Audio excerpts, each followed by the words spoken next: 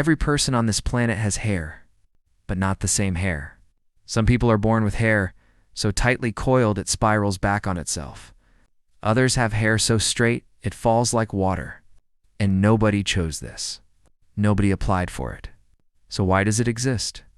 The answer goes back further than civilization, further than language, further than fire, and it starts with a problem your ancestors had that almost killed the entire human species. About 2 million years ago, our ancestors left the forest. They moved on to open grasslands in East Africa. No shade, no cover. Just sun, direct, unrelenting, for hours at a stretch. Every other animal on that savanna had a solution. Elephants had large ears to dump heat. Dogs panted. Zebras stayed still during the hottest hours. Humans did something different. They ran. Long distance. In the middle of the day, chasing prey until it collapsed from exhaustion. But that creates a problem. Running generates heat. A lot of it, and if your core body temperature rises too high, your brain starts shutting down. So the body needed a cooling system. Fast. Humans developed one of the most efficient sweating systems on Earth. Millions of sweat glands. But sweating only works if heat can escape. And that's where hair changes everything. Scientists ran the numbers.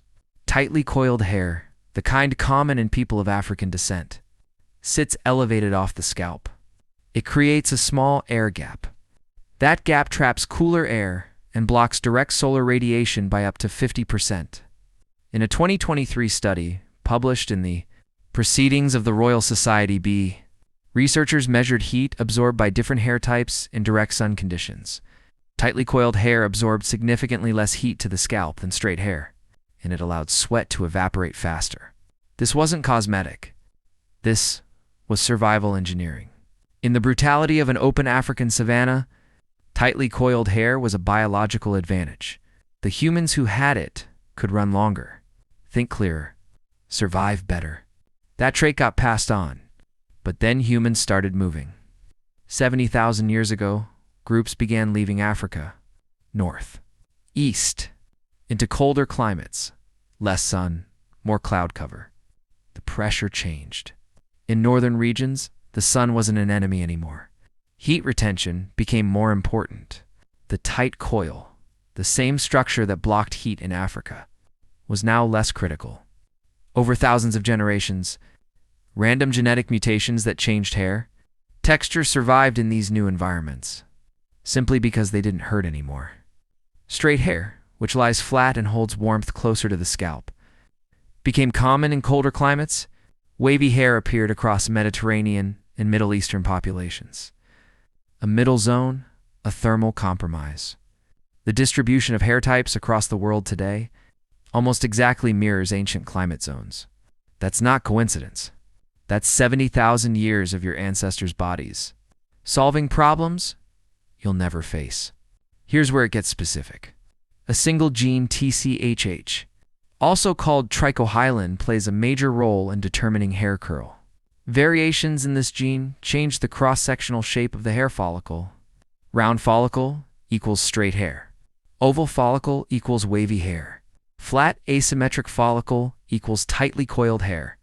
That one structural difference, invisible to the naked eye inside your skin, determines everything about how your hair grows. And researchers have found that these follicle shapes became fixed in different populations.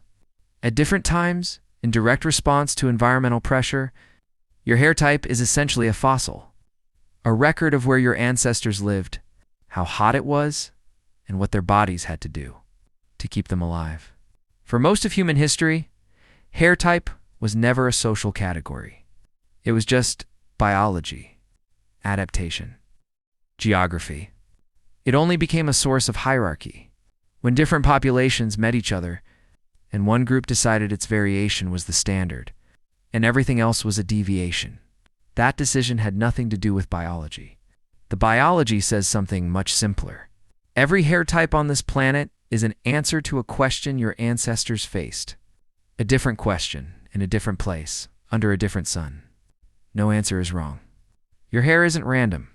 It's a map of everywhere your family has ever been.